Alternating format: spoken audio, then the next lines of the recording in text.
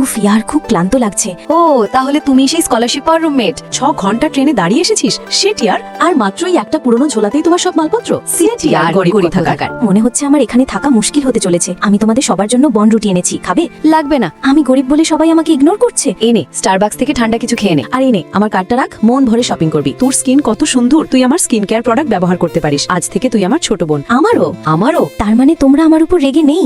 একদম না, আজ আজ থেকে তুই আমাদের দায়িত্ব। হাই এত ভালোবাসা, আমি তো ধন্য হয়ে গেলাম। কারো কাছে জল আছে? ডিসপেন্সারটা নষ্ট হয়ে গেছে, আমার খুব জল তেষ্টা পেয়েছে। ডিসপেন্সারটা এখানে রেখে দাও। নতুন ডিসপেন্সার কেন? তোর জন্য, যাতে তোকে জল খেতে বাইরে যেতে না হয়।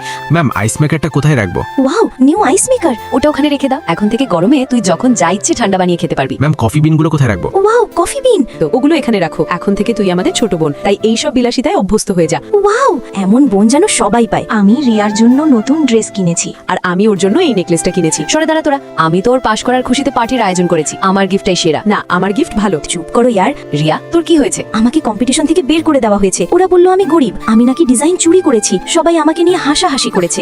ওদের সাহস কি করে হলো আমাদের বোনকে কাঁদানোর? ঠিক বলেছিস, এর সাজা তো ওদের পেতেই হবে। কি? কিন্তু কিভাবে? ওসব তুই আমাদের উপর ছেড়ে দে আর কান্না থামা। এরপর আমি আবার নিজের ডিজাইন তৈরিতে মন দিই। ড্যাড, ওই ডিজাইন কম্পিটিশনের সব টাকা যেন আমাদের থাকে, ওটা স্পন্সর করুন। স্টেজটা এমন ভাবে সাজাতে হবে যেন আমার বোনের ডিজাইনগুলো সব থেকে বেশি উজ্জ্বল দেখায়। ঠিক আছে ম্যাম, আপনি একদম চিন্তা করেন না। সবাই কান খুলে শুনে রাখো, কাল তোমাদের সবার ভোট যেন রিয়ার বাক্সে পড়ে, বুঝেছো?